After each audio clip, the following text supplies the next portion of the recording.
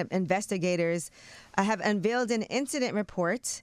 And they're saying that his brother told police he discovered him on the floor around 3 a.m. sleeping, and he thought something was wrong, but he did not immediately call for help. He said that he had food in his mouth. He thought that was unusual, so he lifted him up off the floor and put him on the sofa.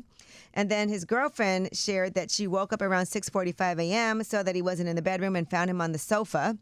And she said she left to go drop the kids off. She just thought he was asleep. Came home, found him still unresponsive, and then found his body cold and called 911. How awful. Yeah, I'm thinking that the brother probably found him. I'm thinking maybe he was asleep at that point, and then he got him up. But he did have food in his mouth, so I don't know what that's an indication of. Listen, to be honest, I wouldn't have known what to do either. I've never been in a situation like that, so people can say, oh, why didn't you do this? Why didn't you do that? Who knows? I've never been in that situation. But obviously, he thought he was just asleep. Yeah. And clearly, his everybody thought he was just knocked out. And I hope that they're not blaming themselves in any way, because I know people can have a tendency to do that, but this was not something that anybody could ever be prepared for. All right, well, funeral arrangements are taking shape now, and he was only 33 years old, and so his father and manager, Corey Lamar, called into the radio station and said that he wanted to initially do a quick private service, but changed his mind, and they want the public to be able to celebrate his life and connect with supporters.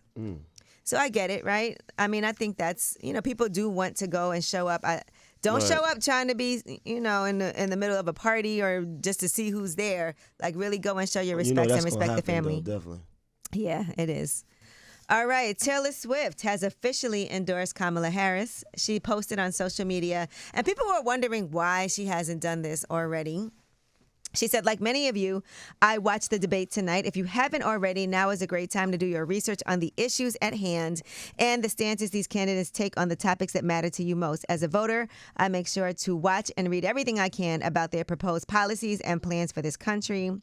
And then she said there was an AI of her falsely endorsing Donald Trump's presidential run that he posted on his site. Oh, so, people did that. think, that she was supporting him. But she said, I will be casting my vote for Kamala Harris and Tim Walz in the 2024 presidential election.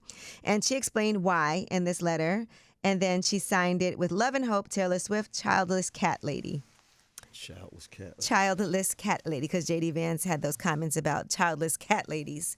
All right, well, Donald Trump has already responded to Taylor Swift, of course, on Fox and Friends. He don't let nothing slide. Here's what he said. Swift fan, it was just a question of time. But she's a very liberal person, and she'll probably pay a price for it in the marketplace. What? The lies. You posted her when you thought she was endorsing you. You definitely seemed like a fan at that point.